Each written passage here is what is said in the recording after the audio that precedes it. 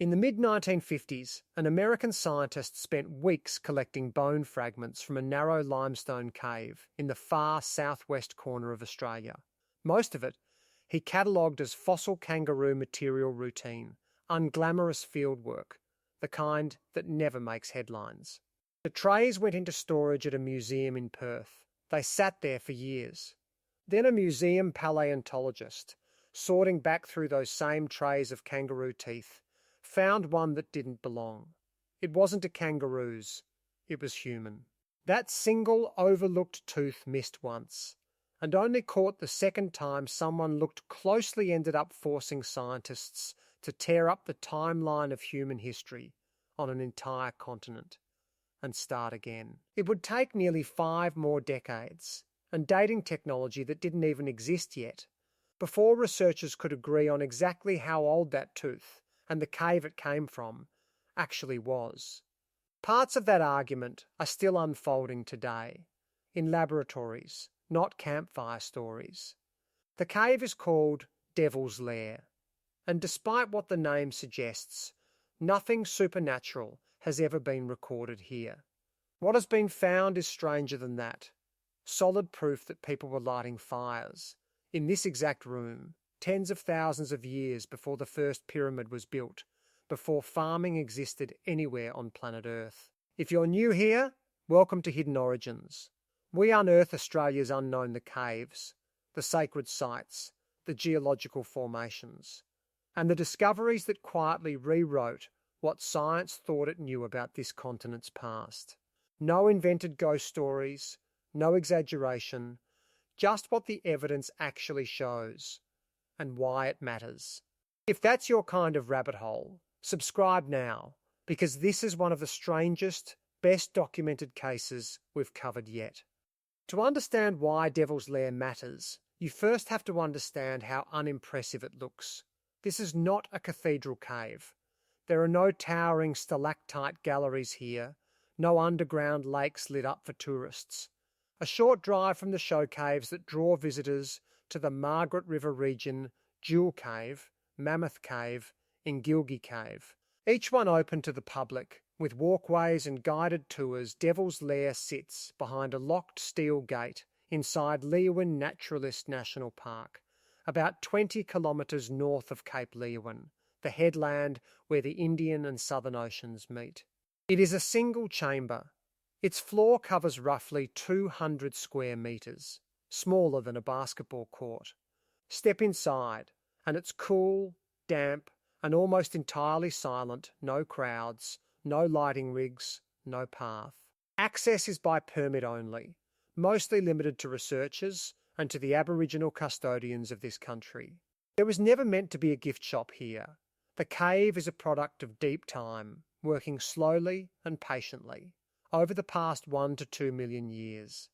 Powerful westerly winds off the Indian Ocean piled beach sand, crushed shell and coral fragments into towering coastal dunes along what's now called the Leeuwin-Naturaliste Ridge, a limestone spine running roughly 90 kilometres between Cape Naturaliste and Cape Leeuwin.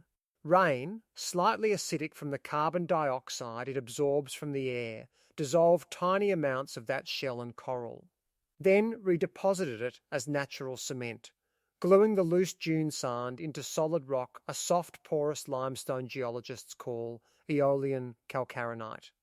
Over hundreds of thousands of years more, that same faintly acidic rainwater found cracks in the new rock and patiently dissolved them wider. Shafts first, then chambers. It's the same slow architecture behind every cave on this ridge, dozens of them. Most never open to the public. Devil's Lair among the ones kept closed. What makes this particular room valuable isn't its size, it's what's underfoot. The floor of Devil's Lair is not simply dirt. It's a stack of more than 100 distinct sedimentary layers, 660 centimetres deep, each one separated from the next by thin sheets of flowstone smooth mineral crusts laid down by dripping, mineral-rich water. Each layer is effectively a sealed page. Each flowstone sheet is a bookmark, locking the page beneath it in place, undisturbed, for thousands of years at a stretch. Since 1973, 10 separate excavation trenches have been cut down through that stack, layer by layer, turning this small, damp, ordinary-looking room into one of the most tightly sealed archives on the entire continent. Cave scientists who work across this ridge describe its caves, this one included, as young, heavily decorated, and critically extremely fragile. That word fragile matters. Keep it in mind. It comes back later.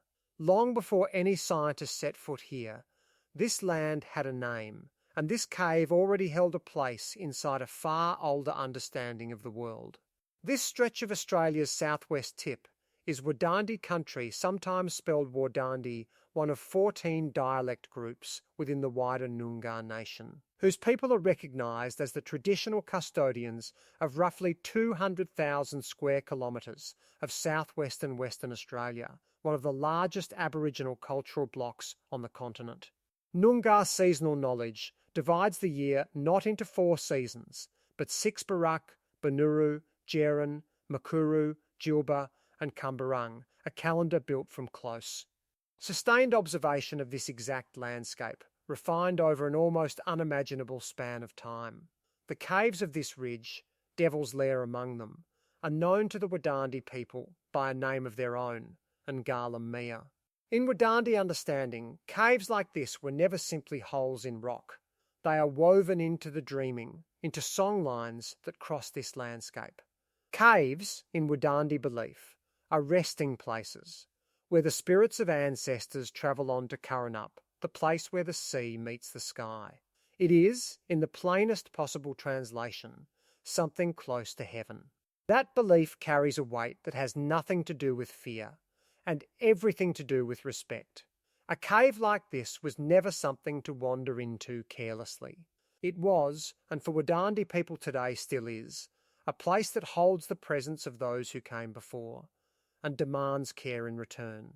In recent years, Wadandi custodians have worked, patiently and persistently, for the return of ancestral remains once removed from sites like this into museum collections, back to country. It's a living reminder that this relationship didn't end when the last excavation trench was closed. It continues, in the present tense. And here is what makes that especially remarkable, once you set it beside the science. For most of the 20th century, mainstream Australian archaeology worked from an assumption largely inherited from colonial-era thinking, that Aboriginal occupation of the continent was comparatively recent, perhaps only a few thousand years deep. Devil's Lair, alongside a handful of sister sites across the country, is one of the discoveries that dismantled that assumption completely, pushing the confirmed date of continuous human presence in this exact region back tens of thousands of years, and contributing to what's now understood as one of the longest continuous cultural connections to a single landscape recorded anywhere on Earth, which means the deep antiquity that so stunned 20th century science. That took radiocarbon labs and optical dating equipment decades of painstaking work to confirm, was never news to the people whose country this is. Noongar oral tradition and lived connection to this land had always described a presence here, stretching back beyond memory, beyond counting. Western science didn't discover that Aboriginal people had a long history in this corner of Australia. It finally caught up to what had already been known, and simply found a way to measure it. The story of what was actually found inside Devil's Lair didn't unfold in one dramatic moment. It unfolded in fragments over nearly 70 years, each find forcing scientists to push the timeline back further than the last. 1955, the cave's first serious scientific visitor is Fulbright scholar E. L. Lundelius, an American researcher studying Ice Age mammal fossils in Western Australia. He collects bags of bone material from the cave floor, most of it identified as extinct and living species of kangaroo, alongside other native fauna. Among the material is also proof that this cave was, quite literally, a den, the bones of Tasmanian devils Sarcophilus harrisii, an animal that no longer exists anywhere on the Australian mainland, mixed with the fractured bones of prey those same devils had dragged back here to feed on, over and over, for thousands of years. It's this discovery that eventually gives the cave its name. Not myth, not folklore. A literal den, used by a literal, now locally extinct predator.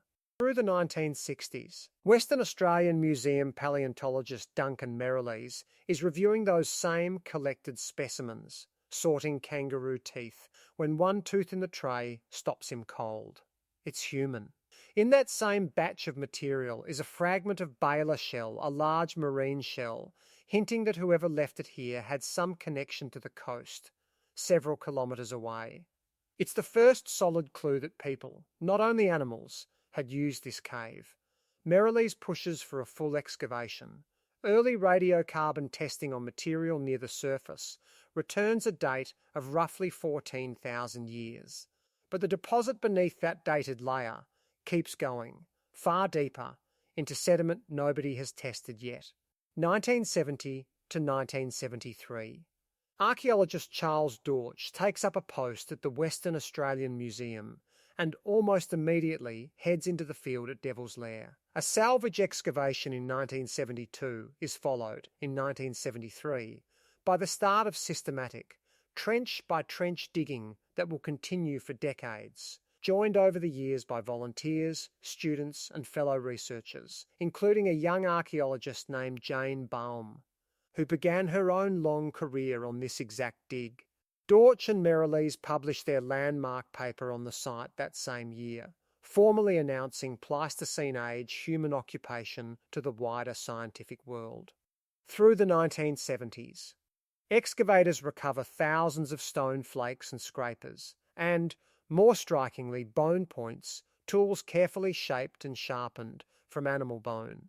By 1979, Dortch is describing stone and bone artefacts from the site dated to 33,000 years old, a staggering figure for the time, edging close to what was then considered the outer limit of what radiocarbon dating could reliably measure at all. Deeper still, excavators recover something rarer, 3 small beads, ground smooth from the limb bones of kangaroo family animals, and a flat, perforated stone pendant. Dated to somewhere between roughly 12 and 19,000 years old, they rank among the earliest known examples of personal ornamentation recorded anywhere on the Australian continent. Someone, inside an Ice Age cave, took the time to make something simply to wear. And then, human remains. A man's pelvis, in one of the trenches, found lying on its side beside the blackened remains of an ancient hearth, radiocarbon dated to around 12,000 years old. 3 human teeth from 3 separate individuals, spanning thousands of years apart, the youngest around 8,000 years old, the oldest closer to 19,000. Not a mass grave, not a mystery. Simply the quiet, scattered evidence of people who lived, and at some point died, inside this exact room. By the early 2000s, using improved chemical pre-treatment methods on radiocarbon samples, researchers led by geochronologist Chris Turney pushed the confirmed date of earliest human occupation at Devil's Lair back even further, arguing for a start date approaching 50,000 years before present. Later, more cautious reviews of the deepest, most disturbed layers pulled that number back slightly to a more conservative, more secure minimum of around 46,000 years. Either figure places Devil's Lair among the oldest securely dated sites of human occupation anywhere in the southern half of the continent. If you're waiting for this story to twist into something paranormal, it doesn't. What researchers actually found here is stranger than that, and part of it is still not fully settled. Stick around, because the real argument over Devil's Lair isn't about ghosts. It's about exactly how far back into the dark you can trust a number to be true. Subscribe to Hidden Origins now, because we're about to get into it. Here's the part most mysterious cave documentaries skip, because it isn't spooky, it's technical. But it's the actual reason Devil's Lair became famous in scientific circles, and it deserves more than the ghost story you might have been expecting. Radiocarbon dating, the method most people have heard of, works by measuring the decay of carbon-14, a radioactive isotope with a half-life of roughly 5,700 years. It's remarkably reliable for dating anything organic bone, charcoal, shell up to a point. But past roughly 40 to 50,000 years, so little carbon-14 remains in a sample that the measurement becomes almost meaningless. Swamped by trace contamination from modern carbon that can creep in from groundwater, from handling, even from the air. Archaeologists call this the radiocarbon barrier. It's a real wall standing between science and anything older.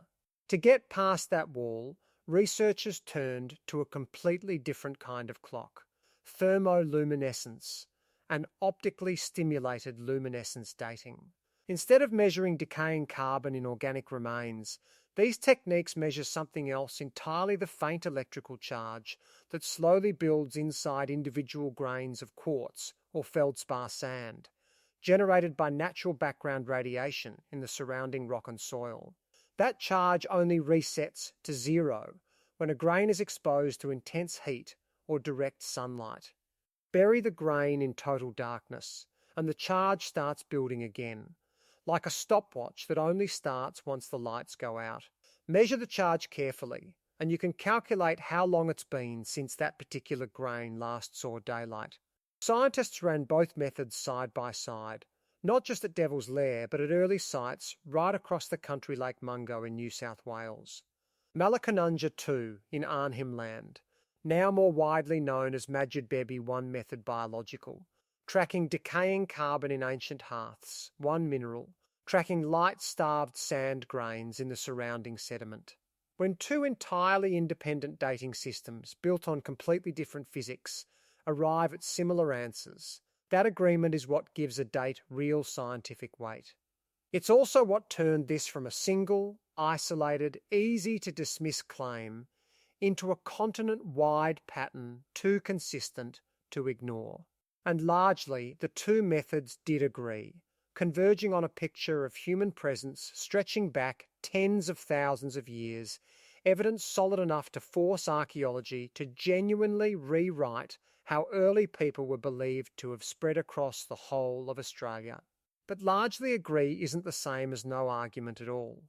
The deepest, oldest layers at Devil's Lair also happen to be the most disturbed, churned over hundreds of centuries by burrowing animals, seeping water, and the sheer pressure of everything stacked above. Later reviews of the site, including detailed work by Jane Bolmay, have urged caution about leaning too heavily on the single oldest date pulled from that lowest, messiest material, since mixing between layers can make an object look older or younger than the moment it actually entered the ground. Most researchers today treat occupation from around 6,000 years ago as extremely well supported, with the oldest estimates. Pushing toward 50,000, treated as plausible, but still requiring more evidence before being written down as settled fact. That's the real story behind the mystery of Devil's Lair. Not a cover-up, not something scientists are reluctant to explain. A genuinely difficult, still active technical argument about how confidently you can measure something that happened tens of thousands of years before anyone existed to write it down. So if there's no ghost and no cover-up, where does the real weight of this place actually come from? Two places, and both of them are entirely real. The first is scale. 50,000 years isn't a number the human mind is built to hold comfortably. It means people were grinding bone beads and threading them into jewellery inside this exact room before the last ice age had even reached its coldest point. During that deep freeze, sea levels dropped so low that Tasmania sat joined to the mainland by dry land. No boat required a landscape almost nobody alive today would recognise. Everything that has happened in recorded human history, every war, every empire, every book ever written, fits into only a small sliver of the time this cave floor has quietly been recording. The second is extinction, and it's written directly into the cave's name. The Tasmanian devil bones found here aren't a curiosity. They're a record of an animal that once ranged freely across this entire landscape, denning in this very chamber, by the evidence, on and off, for tens of thousands of years, before vanishing from the Australian mainland completely in a narrow window of time around 3,200 years ago. The thylacine, the Tasmanian tiger, disappeared from the mainland at almost exactly the same moment. Scientists still debate why. Competition from the dingo newly arrived on the continent around then. A drying, more volatile climate, changing Aboriginal land use as populations grew and hunting strategies shifted, or most likely some tangled combination of all three acting together. It's a real unresolved scientific question, not folklore, and it's still being argued over in academic journals today. The only reason either animal survives at all is that Tasmania, cut off by open water once the ice melted, was a place the dingo simply never reached. There's an older, deeper version of this same argument buried in the cave too. Alongside the devil bones, excavators also recovered the remains of Australia's vanished Pleistocene megafauna, animals that once shared this landscape and disappeared long before written history. Duncan Merrilees, working from evidence found right here at Devil's Lair, proposed in 1968 that Aboriginal use of fire as a land management tool may have contributed to that earlier extinction wave. It remains one thread in a much larger, still unresolved debate among Australian scientists over how much of that older extinction was driven by human activity and how much by a rapidly shifting Ice Age climate. Genuinely contested, genuinely unresolved. Not the stuff of legend, but real science still working through a real problem. And that brings the actual danger of Devil's Lair into focus, not a danger to anyone brave enough to climb inside, but a danger to the record itself. A few centimetres of sediment here can represent centuries. A careless footstep, an unmanaged flow of visitors, one mishandled excavation could destroy information found nowhere else on the planet. That is precisely why the cave sits behind a locked steel gate today, why entry requires a permit, and why access is coordinated with the Wadandi custodians of this country. Which brings the whole story full circle.